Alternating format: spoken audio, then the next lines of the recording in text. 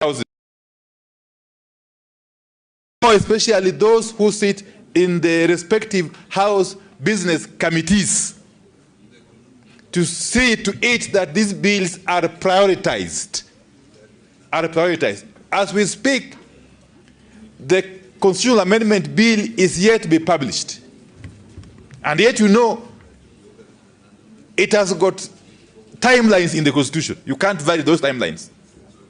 And yet again, we know that two of the statute amendment bills, that is the Leader of Opposition Bill and the Coordination of National Government Amendment Bill, are dependent upon the passage of the Constitutional Amendment Bill. You must understand that you won't be able to touch on the Leader of Official Opposition Bill or the Coordination of National Government Amendment Bill, which is a bill dealing with the office of the Prime Minister, the proposed office of the Prime Minister. So let's understand that. Again, I want to plead with my colleague members that please let's take time and read these bills. We shall endeavor again to post them in our group, the WhatsApp groups, today. We did so earlier on, I think. Please download them and read them.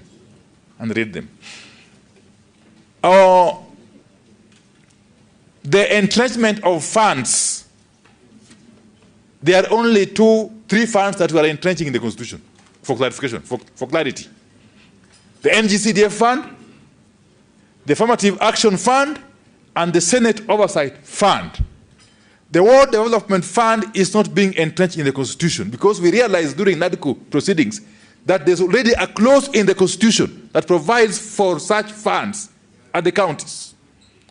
What we agreed is basically enact an ordinary legislation at the national level to deal with the management of those funds in the counties and in the wards. The IBC, I agree on the issue of the political parties amendment bill. The proposed commission, I agree with the members who have spoken before me. We shall have to align it, to realign it rather, so that either of the chair or vice comes from the two coalitions. On the IBC amendment bill again, what is envisaged is that once the bill becomes an act of parliament, the current panel will stand dissolved. We have, however, given them a window, the members of the current panel, to perhaps reapply under the new law once it is enacted. And therefore, there's no issue of continuity. Whoever is in that panel and wishes to be a member of the new panel will have to go through the process as currently captured in the bill. The Honorable Senator Kajwang's bill is a very, very important bill. Because remember, in NADCO, we haggled over the issue of the clamor for new counties, the review of county boundaries, and yet we came to the realization that the Constitution provides, first and foremost, for the establishment of that commission. Okay? That was our recommendation, that let the commission be established under the law for it to do its bit. The opening of the server. You will realize that in the NADCO report, we had agreed to the establishment of a panel of 6 persons to undertake a holistic audit of the 2022 elections, presidential elections. And we went ahead as Azimio to nominate our 3 persons, one of whom is Senator Judy Pareno. Of course, the others are Senator Amos Wako and one Julius Njirain. The Kenyakwa side, again, of course, also did their nomination, albeit too late in the day. They dragged their feet up to the very last minute. All the same, they did their nominations of their 3 panelists. However, this process has been stopped midstream. In fact, even before it took off by a court order, which was issued somewhere in Kiambu, I think. So we are fighting it in court. for the order to be lifted, for that panel to be inaugurated, for it to do its work. So the issue of opening servers still remains alive as far as we are concerned. Finally, not finally, the issue of the bills again. There is no issue of us starting with political parties and so on and so forth. Let all these bills be progressed. The 4 in the Senate must be progressed. The same way the 3 now remaining in the National Assembly must also be progressed. They must all be prioritized because they can be addressed, they can be handled, they can be processed concurrently or simultaneously. The political, and this year Senator Mazai will have to comment on this, or Senator Sifuna. The definition of parliamentary party, as was ably explained by Senior Counsel Otienda Muli, it was lacking, it was missing in the original NADCO bill. NADCO did not define parliamentary party.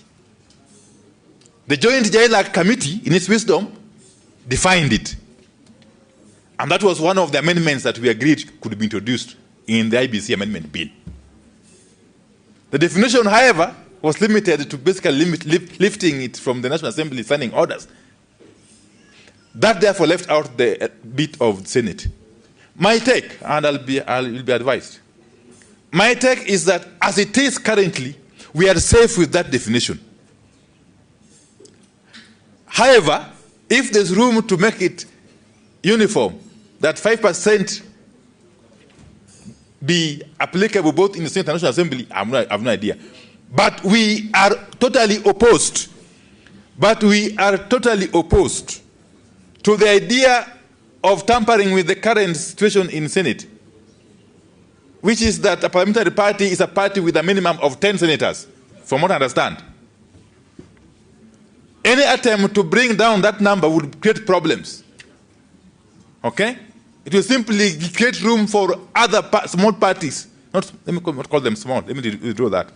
For some parties to want to be recognized as parliamentary parties and then cause us trouble in the manner they are doing in the National Assembly. So I'll leave it to senators. My take is that we are safer not making any further amendment to that bill as it is currently in the Senate. If you have to, please let's consult widely. Finally, the Honorable Dr. Oburu Oginga has spoken very eloquently on the matter of deemed and the registered. I just want to clarify, and you help me, yes, that it is indeed true. Let Honorable Oburu listen to this, Ndiege. It is indeed true that we replaced the terminology deemed with the registered. But again, what is the implication of being deregistered? The implication is that once you are deregistered by a political party, on whatever ground, you cease to hold the elective position that you currently hold. In other words, once you are registered, you lose your seat. But then there's a caveat.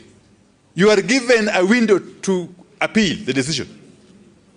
Under the Constitution, you know, it's everybody's right. But that window is not open-ended. It is 90 days. From the time you are registered by a political party, you have got a maximum of 90 days to go through the appeal process in court. Okay? That therefore doesn't create the usual mischief of people keeping us in court forever. And yet they have been deregistered, they have been deemed as before. Okay? That will help us really